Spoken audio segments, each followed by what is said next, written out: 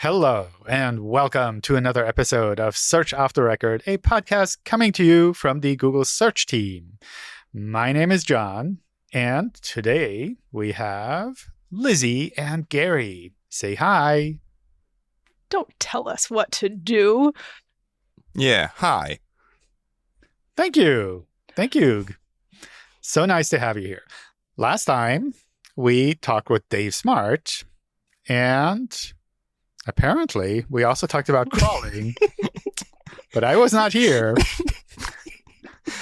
For the listeners, John is trying to figure out Lizzie's notes because Lizzie started reading this or wanted to read this, and then John was like, no, I do it. He would not let me do the intro. So now we are left with this intro, which is very confusing.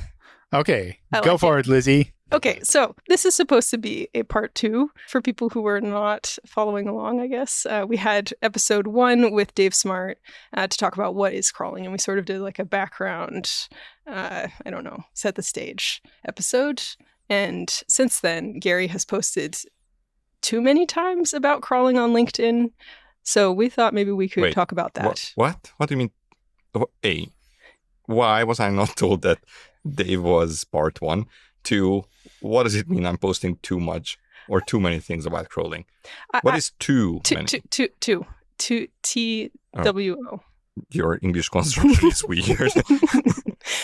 I heard that you posted about crawling, but I actually didn't. You heard? Yes, I heard.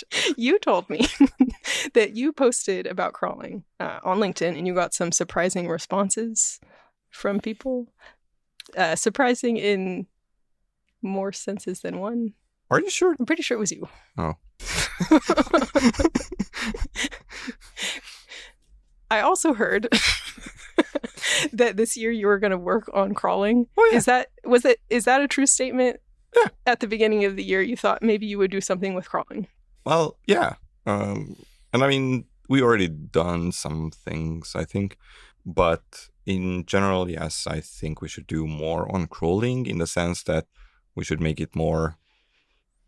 Well, we should crawl somehow less, which would mean that we crawl more. I think you did post about that on LinkedIn, and then Barry cross-posted that Google wants to crawl less, and then the internet broke because they were like, what? Barry from... This is like Barry from Search Engine Roundtable. Yeah, right. Yes, Barry Schwartz. Oh, cool. I mean, it's something I hear from SEOs a lot where they think... Well, Google usually crawls more when he thinks my site is good. Google, the Googlebot. They slash them. Googlebot accepts all pronouns. Okay, then that was fine. I'm sorry. Are you a spokesperson for Googlebot? Yes. Okay, so people thought that Googlebot usually crawls more when Googlebot thinks that something is good. So the assumption is that you can turn it around as well and be like, well, I will push Googlebot to crawl more, and then Googlebot will think my site is actually good. Which... No. I mean, is that like a chicken and an egg thing, though? What? Like, does your site have to be good first for Google to then crawl it more, or is Google crawling more then means your site is good? I don't know, Gary. What do you think? Why me? If I can make Googlebot crawl my site more because of my fancy robots.txt file, does that mean that my site will be better in search? No. I mean, why would it? I mean, it sounds like people are using this as like a proxy. Like if Google is interested in my site more often, then that means that my stuff is good. But it could also mean that there's an infinite space on the site. So it's like, it's not... Oh, that's a cool hack. I'll put a calendar script on my site. No.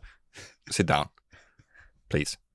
Has this always been a thing that people think that Yes. more crawling equals good? I think so. I mean, in one of the presentations that we keep doing Search Central Live events, that is actually about myth busting, and it has at least 1 or 2 questions about crawling, and then it's like, oh, Google is crawling my site a lot, so my site must be very good. And it's like, nah, not really. Like, it can mean many things. But generally, if a site is of or the content of a site is of high quality and it's helpful and people like it in general, then Google tends to crawl more from that site.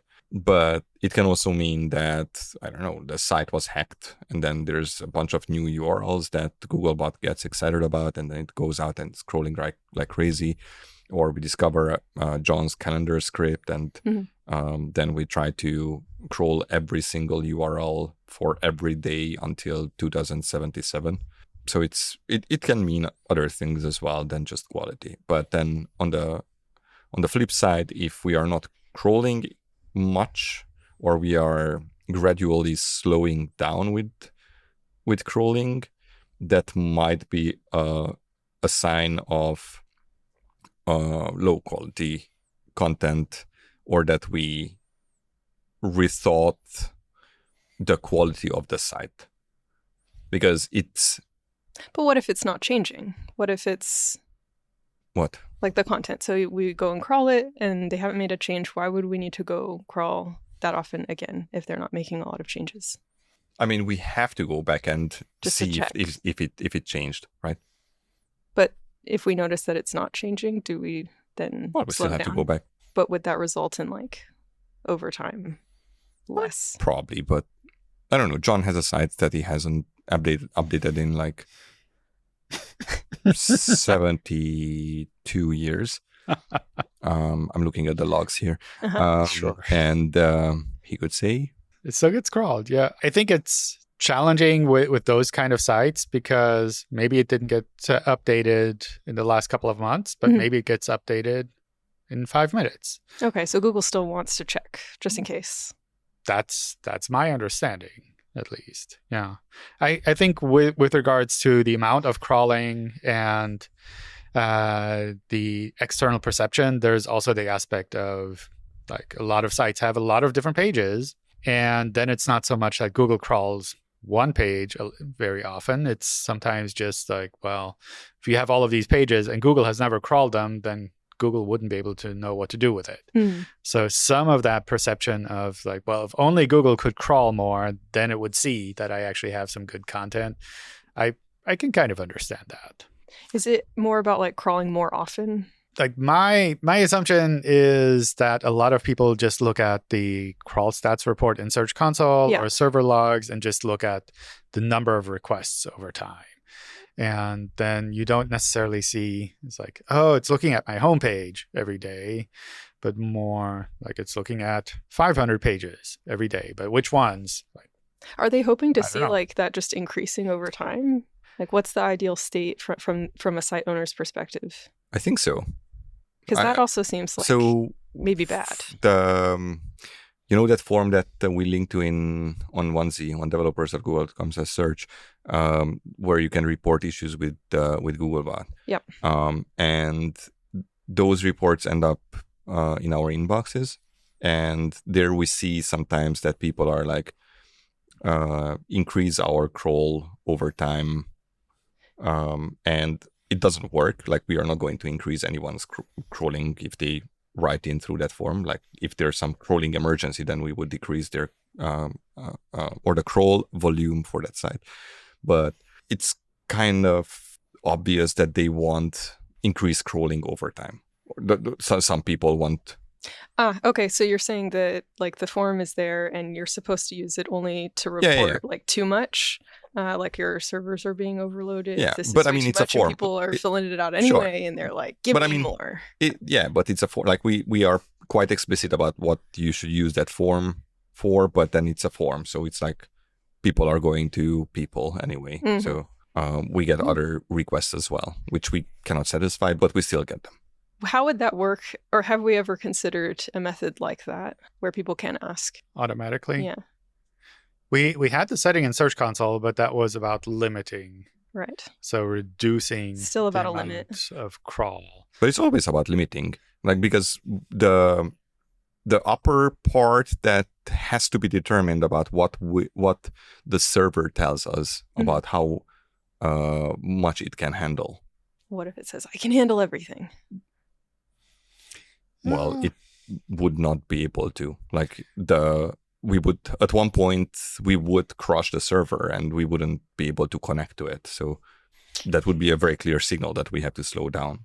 Okay, so is it more of a site owners not understanding that dynamic when, like, what it means to request more, that effect will then be that their servers crash?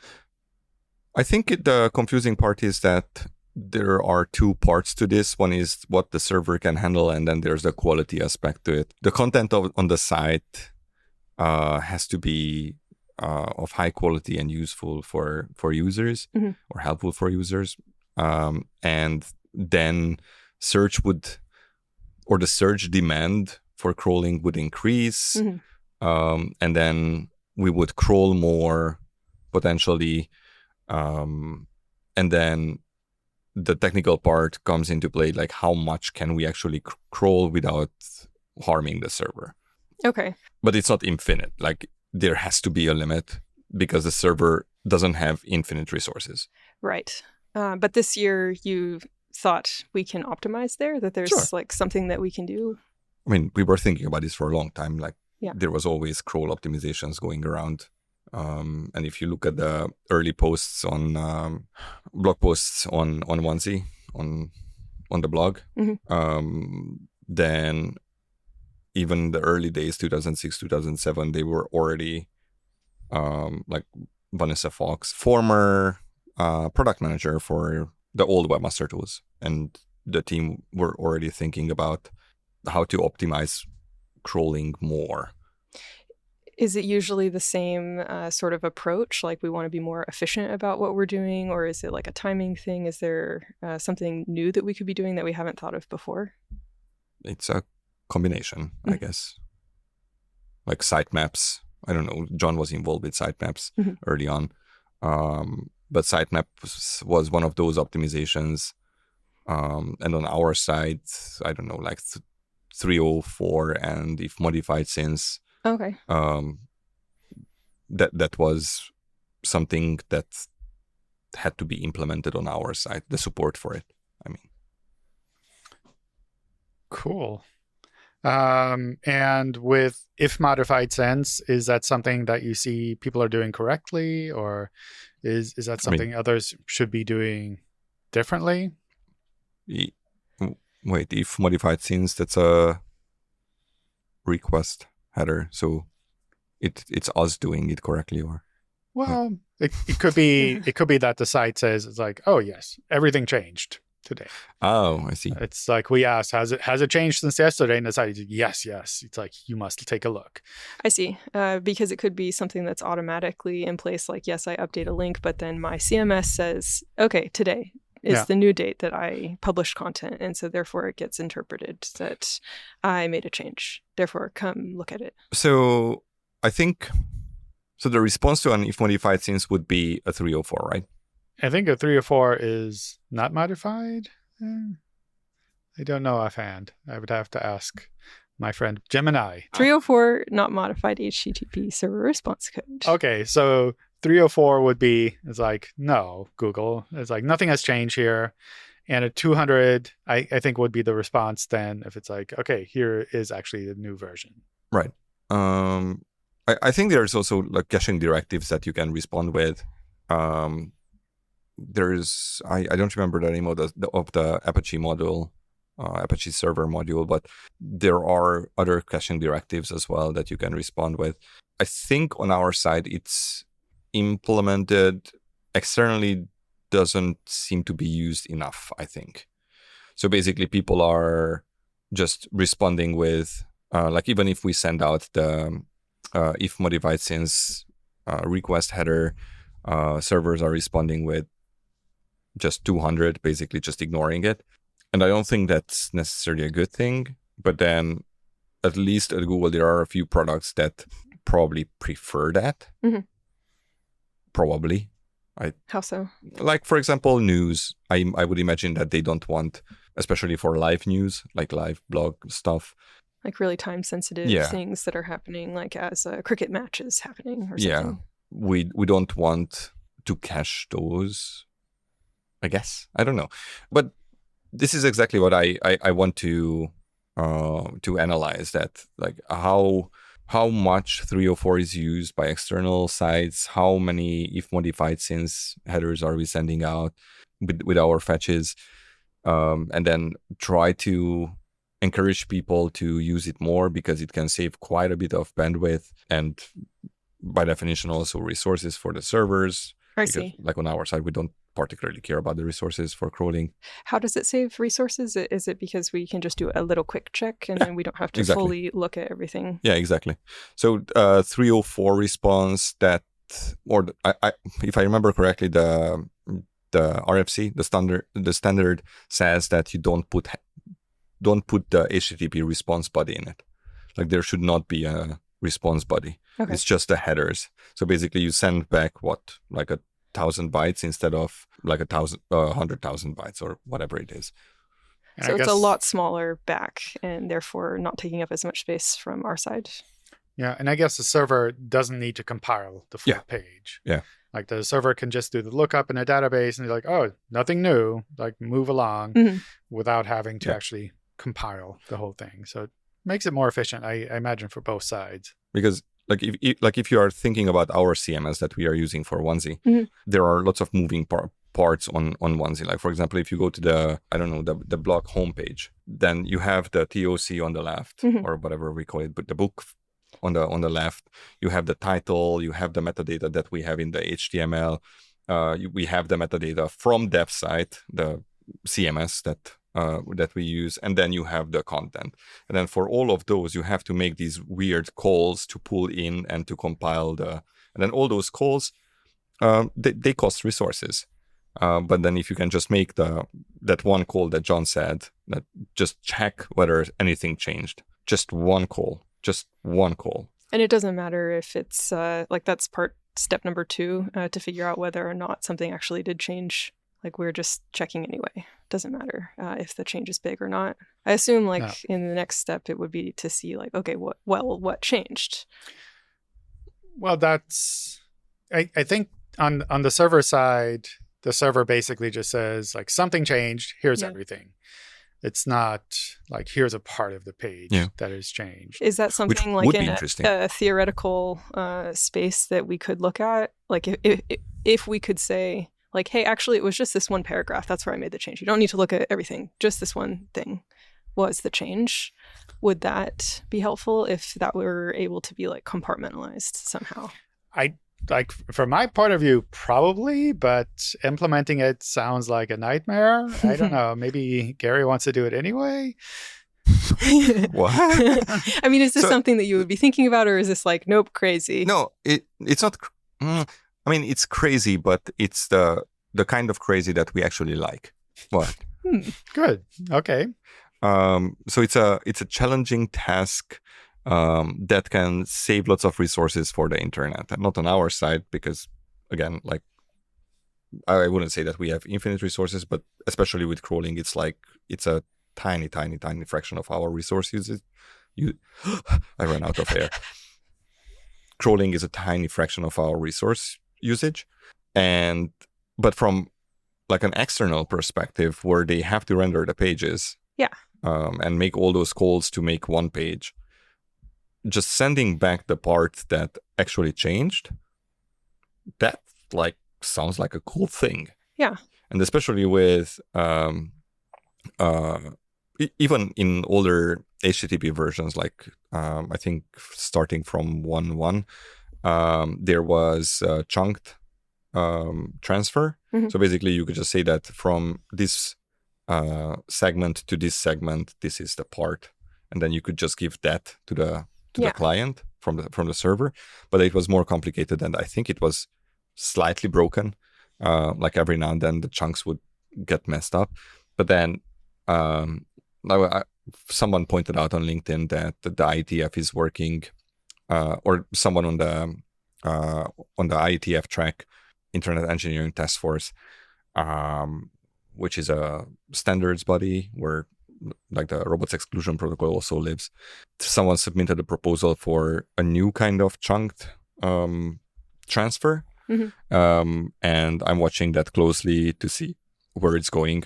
How are they currently thinking about it? Is it like I navigation up here and then the middle of the page is here, or is it something more like this stuff changes really frequently? That's my naive thinking. Mm. I think it's more complex than that, and I would need to check the current draft to tell you like how it actually works. But my naive thinking, that was that like, here's the header, here's the sidebar. I'm very certain it's not that simple. I imagine that's tricky because you almost have to render the page to understand a DOM if you're saying like, oh, the header changed. Yeah. Whereas from a technical point of view, if you can say, oh, bytes 500 to 700 are now this thing, then that's easier. But people don't reliably put it in that same spot. Well, but it's free. Like, so it's more interesting because, and more reliable most likely, because it's not up to the person, it's down to the server. And of course you can hack around with the server and make it like both John and I did stupid things with our servers to fool people. Interesting. Apparently John didn't. Okay. Never. I take it back. Never. Like you can make the server do stupid things, but you need quite a bit of knowledge about like in my case, I was on Apache about server modules, like Apache modules and especially C, to be able to modify modules enough to make them do something stupid. I think it's also challenging because it mixes the content with the infrastructure. Yeah. It's almost like different levels of interaction. But I think it would be cool if people could say it's like, oh, actually, only this news item changed. Yeah, or like on a product page, like my pricing, this little area is like the thing that is changing all the time, but the description of this pair of shoes is the same. Exactly. Yeah. I don't know. From a personal point of view, I think that would be cool. Yeah, and the chunked encoding or the chunk transfer, I think is pretty common. Like it's also done for videos, I think, for large files where you have to. For large files, for sure. Yeah. Also, I think posts, like post methods. Yeah. I don't know. That sounds pretty cool. What other kinds of optimizations do you see happening with regards to crawling? Maybe better URL parameter handling. What? Oh, okay. What? Like hashtags. Oh, hashtags are complicated, and we have a very complicated relationship with them, I think. Do you mean hashtags or like, what is it? Anchors, like the pound symbol? Oh, sorry, the pound symbol, the hash symbol. Yeah, I just assumed that you meant that. So sorry, I did mean that. So the problem with them is that they only live on the client side. Okay. And why is it a problem? Oh, this is because you hate JavaScript, right? What? I mean, yeah, but what? They're used for JavaScript sites, so for right? the whole client side, server side, like, why is it a problem that it's on the client side? It's harder for us to get there? Pretty much. Okay. It's further away from us. Well, technically Googlebot cannot get there. Without rendering. I see. Okay. And the URL parameters that you mentioned, that would be something like the URL parameter handling tool that we used to have more in a protocol format where you say this parameter is optional, or... Oh, that's a good idea. Can you give me like a real example of... Sure. Like what do we mean by URL like parameter hams? Like the agel equals en and whatever parameters that we have on onesie and on support.google.com. Okay, right? but like what would make it hard, I guess, the fact that we're using those? Because technically you can add that in almost infinite, de facto infinite number of parameters to any URL. And the server will just ignore those that don't alter the response. Basically, it will just discard them. But that also means that for every single URL that that's on the internet, you have an infinite number of versions. Because all of this stuff can because be you can just on, because you can just add URL parameters to it. Okay. And the server is instructed to ignore them. Like it will not alter the content that it returns. But it also means that when you are crawling, and crawling in the proper sense, in like following links, and I'm air quoting here, then everything, why are you laughing? Like we are not following links properly. It's just like we are collecting links and then we are going back. Well, you imply that there's an improper use of crawling, or an improper way to crawl. Well, yeah, it's my pet peeve. It's like on onesie, we keep saying Googlebot is following links. It's like, no, it's not following links. It's collecting links and then it goes back to those links. It's not like properly following links. Like the picture that we are painting is that Googlebot is like hopping from one link to it's because it's going into the anthropomorphic territory where Googlebot thinks, Googlebot sees, Googlebot understands, sure, follows, walking around on all 8 legs. Wait. 6 legs. How many legs? Okay. Don't judge. What do you mean? There's got to be a correct answer for this. For spiders. 9. No, spiders, they have an even amount of legs. URL parameters, why is this a problem in terms of crawling efficiently? So it sounds like it's because we're maybe wasting time looking at parameter versions of the links when it could be the same thing, but sometimes it is different. Sometimes it is different, and that's the problem. Yeah, and we don't know based off of the URL parameter. Like we basically have to crawl first to know that something is different, and we have to have a large sample of URLs to make the decision that these parameters are useless. Okay, and there's no way for external site owners to tell us how they're grouped now. Do you know how we like to remove features from Search Console? Yes, I remembered that we took it away because it was not used, I think. It was not used. Yes, and now it seems like there's a need to be able to control this, but they weren't using the tool. So maybe there needs to be some other kind of solution that would be... Right, but like if someone is complaining that we are overcrawling them because they have one of these weird URL spaces with an infinite number of URL parameters, then we could just tell them that, okay, use this method to block that URL space. What kind of method? Like even robots.txt could be used. Like it doesn't have to be anything that is after this symbol, like don't look at it? Or this combination or something like that. Interesting. Because with robots.txt, it's surprisingly flexible, like what you can do with it. And that's something that we could do now, or would it require... we just have to figure out what to say. Oh, interesting. And I don't have brains to think about it. Okay. Oh, so the solution to crawling is more documentation. Oh. Well, job security. Oh, darn. So. Wait. We haven't asked John enough questions about what his ideas are. Yeah, John, what are your ideas? You keep asking Tell us Gary, but your ideas. Have you had any harebrained ideas? Harebrained ideas? It's top of mind for me. Top of mind. I'm so sorry. Oh my God. What's top of mind for you? I think it's challenging because I like sitemaps, for example, and apparently people also like sitemaps and they submit them in lots of really weird and broken ways.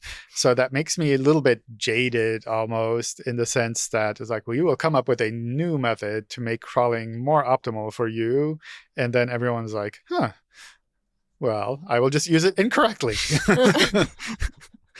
Yeah. So that's kind of the challenge. And on the other hand, I also would like to make it so that Google or other search engines don't have to guess like how to crawl optimally.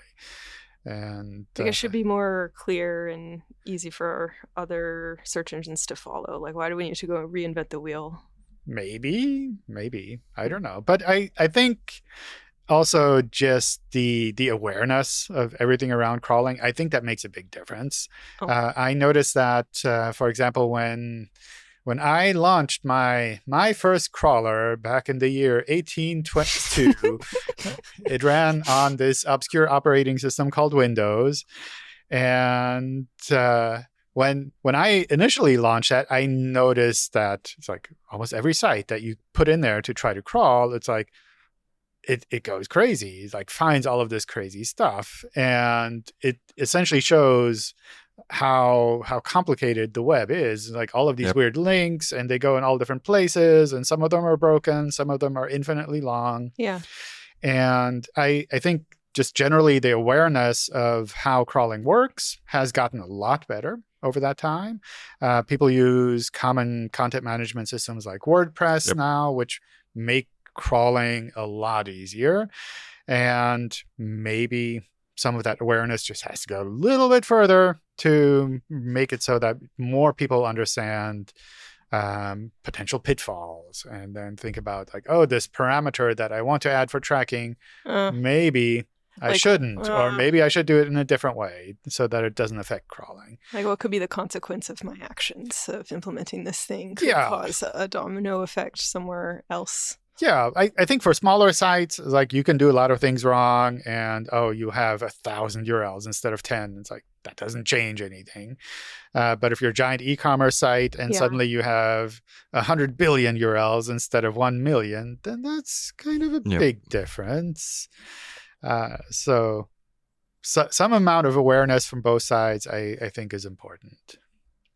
Also, a thing about, okay, but I have enough resources, so just go ahead and crawl them anyway. Yes, because I feel... But then it's like, we could spend that time on URLs that will actually help your site. Because, sure, I don't like when people think about crawl budget, but we are still spending time on crawling.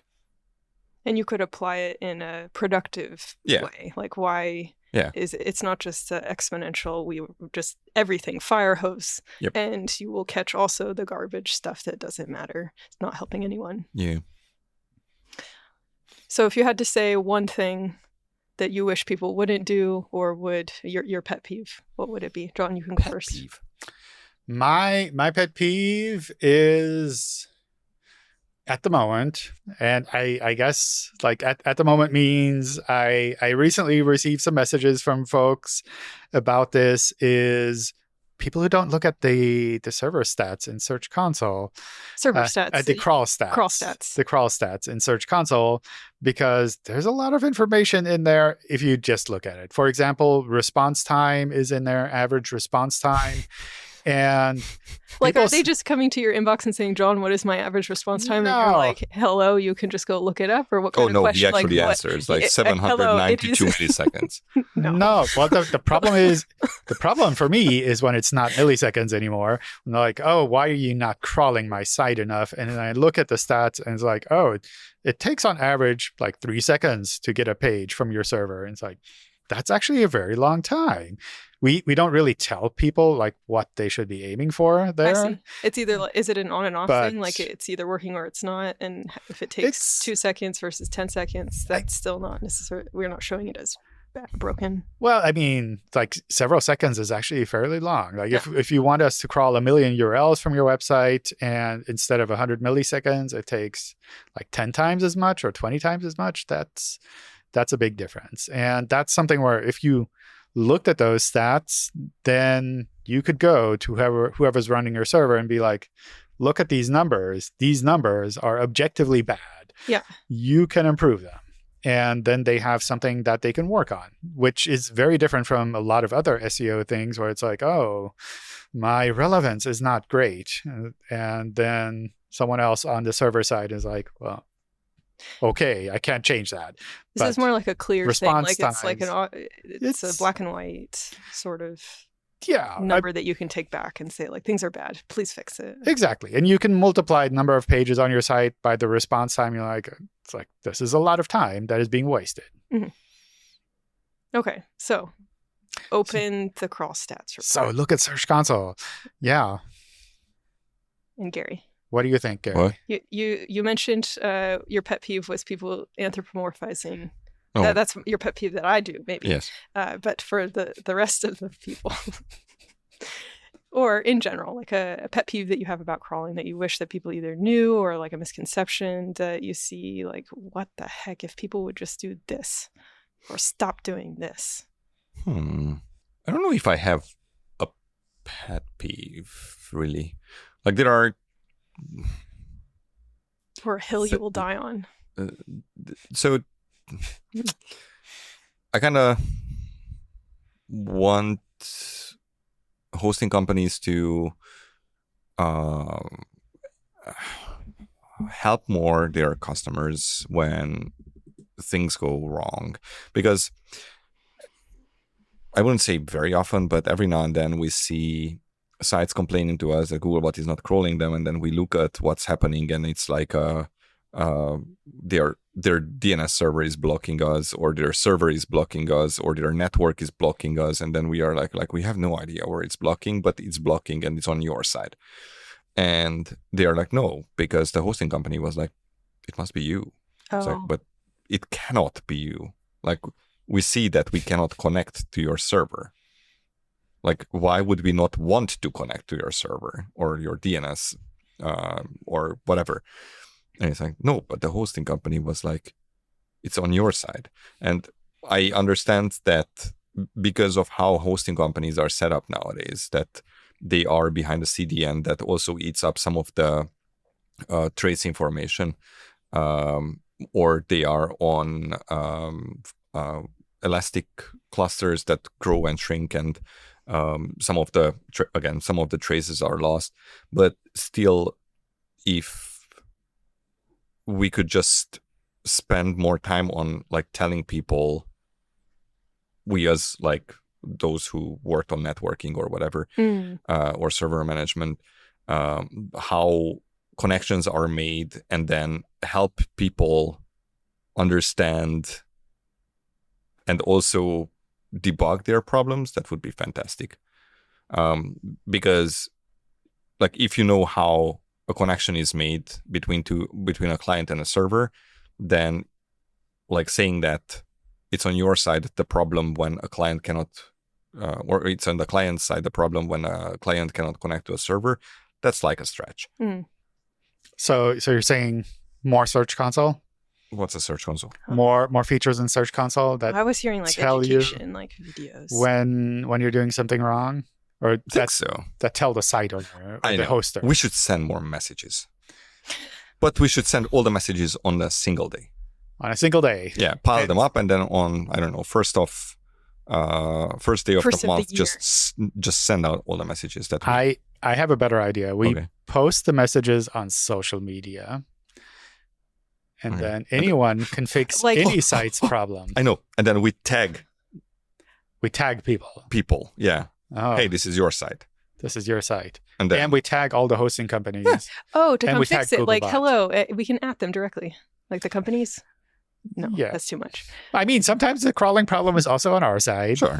So, like, we kind of have to accept that they will do the same thing. Maybe to it's the us. last resort. We were not able to contact you via this message, so Yes. we are now broadcasting. We Oh, we did that before. we've done that really? before. We've also sent faxes before. Yes. Really? Faxes, yes. Is this like a It's setting? This would be great, actually. a great Instead- setting in Search Console? So instead of like email notification, like what method would you like to be notified? Oh, a fax option. A fax. Yes. Fax number. Yes. It's Handwritten from John. handwritten from Yes. John. Wait, we want people to be able to read that. You have bad handwriting? I don't think I've ever seen your handwriting. I can't See? confirm. You can actually write. I've never seen you write. Maybe it's only speech to text. All right. I think we are way over time, potentially. My timekeeper didn't gesture anything, so I'm not sure. We gestured a little bit. A little bit, and I missed it because I can't see. That's fine. Okay. It was fun. It was a good discussion. Oh, it was? Yeah. Well, it was supposed to be painful. This was supposed to be Well, it was painful good. to me. Okay. Well, that's it for this episode. Next time on Search Off the Record, we'll be talking with Mihai, another product expert, about working with the Search Console API. Thank you, folks, for listening, and goodbye. Goodbye. Bye-bye. We've been having fun with this podcast, and I hope you, the listener, have found it both entertaining and insightful too. Feel free to drop us a note on Twitter at Google Search C, or chat with us at one of the next events we go to if you have any thoughts. And of course, don't forget to like and subscribe. Thank you and goodbye.